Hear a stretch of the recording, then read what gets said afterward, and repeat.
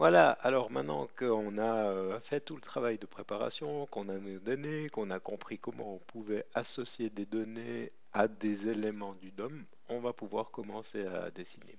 Donc, pour ça, ce qu'on va faire, c'est qu'au lieu de manipuler des balises HTML, on va manipuler des balises SVG.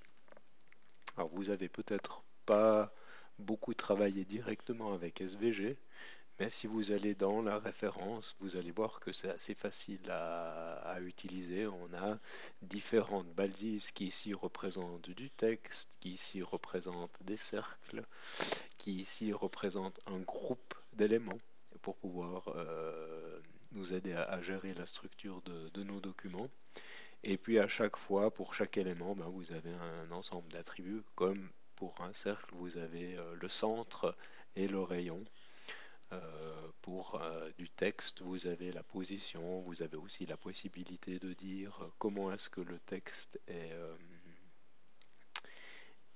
lié à l'encre, est-ce qu'il est centré, est-ce qu'il est aligné à droite, est-ce qu'il est aligné à gauche.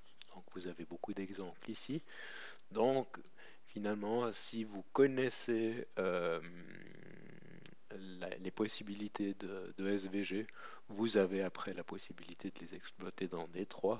Mais il n'y a pas besoin d'être un expert SVG pour déjà faire des manipulations. Dans l'exemple qu'on va voir ici, on va travailler avec ces trois éléments du texte, des cercles, et puis on va les regrouper pour pouvoir les gérer. Donc ça c'est ce qu'on va regarder. Donc pour pouvoir faire ça, on va devoir se préparer une balise SVG à l'intérieur de laquelle on va pouvoir s'amuser.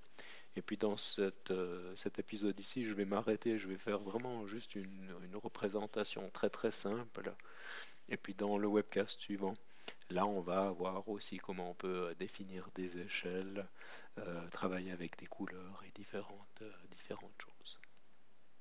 Très bien, alors je vais venir dans mon navigateur ici, je vais ouvrir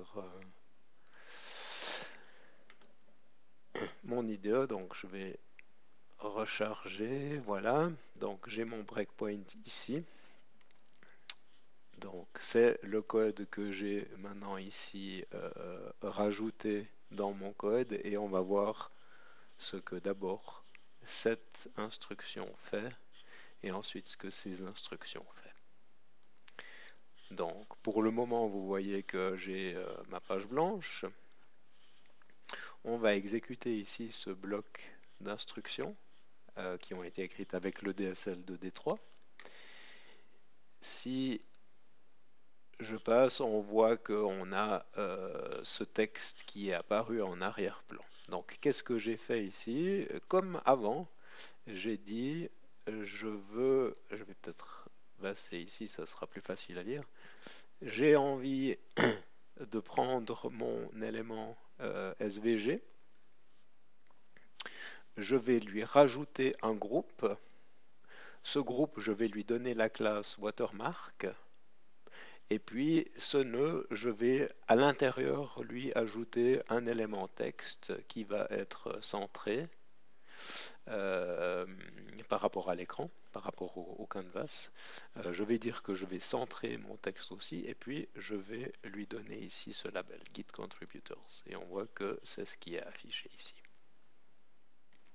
Donc ce que j'avais pas montré, c'était le code avant, qui est du code que vous allez voir dans beaucoup d'exemples D3, où au départ on dit, bon, ben, pour dessiner, j'ai besoin d'un espace de travail, donc j'ai besoin d'un élément dans le DOM, d'une balise SVG. Et puis très souvent c'est fait comme ça, on va définir nos marges. On va ensuite recalculer la largeur et la hauteur qu'on a à disposition. Ici, c'est par rapport à des valeurs absolues. On pourrait aussi travailler avec des valeurs relatives pour être en responsive. Et puis, vous voyez ici que j'ai ma variable SVG. J'ai sélectionné le premier élément SVG à l'intérieur du body. Enfin, ici, donc, je l'ajoute et je le sélectionne. je donne ces attributs. À l'intérieur, je rajoute un groupe, et puis ce groupe, je le déplace, je lui fais subir une translation par rapport à mes marges gauche et supérieure. Donc si on va regarder notre markup, on a notre élément body, on voit ici qu'on a notre élément SVG. L'attribut largeur et hauteur a été seté ici par ces deux instructions. On va voir qu'il contient un G qui a un attribut transform. Il contient un G qui a un attribut transform. Donc ça, c'est ce qui a été exécuté tout de suite. Et puis, ce qui a été exécuté après le breakpoint, ben, dans mon SVG, je rajoute un G. Je lui donne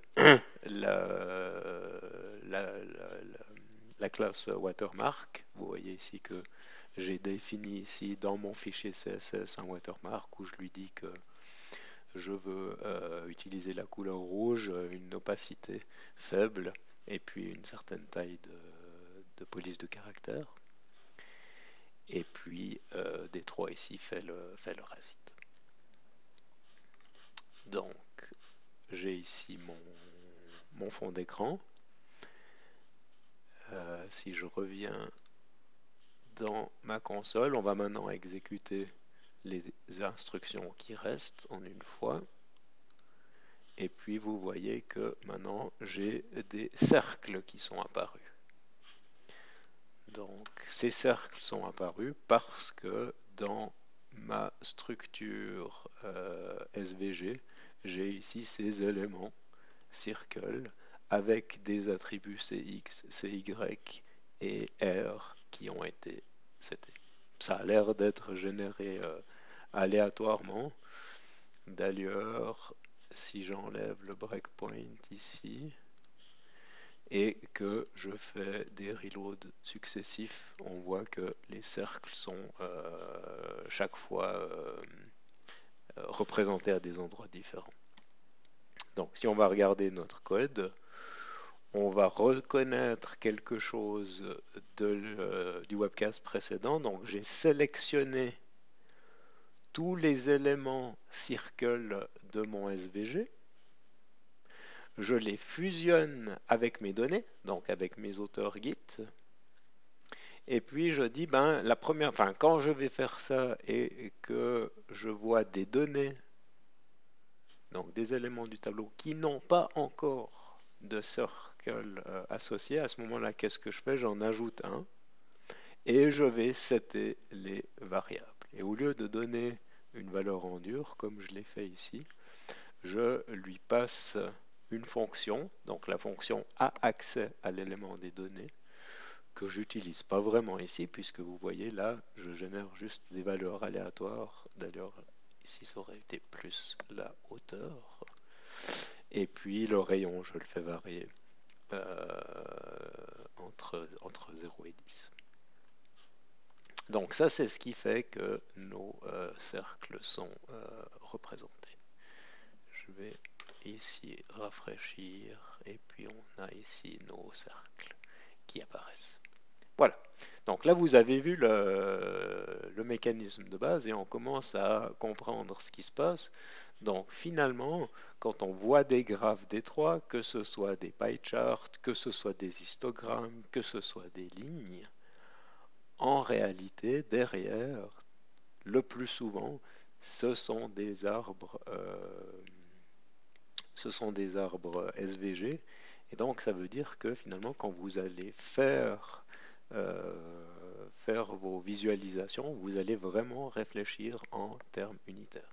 Alors, ce qui est vraiment pratique, c'est que du coup, ça vous donne une liberté complète. Vous n'êtes pas restreint à des types de diagrammes bien particuliers, mais vous pouvez être vraiment très très créatif.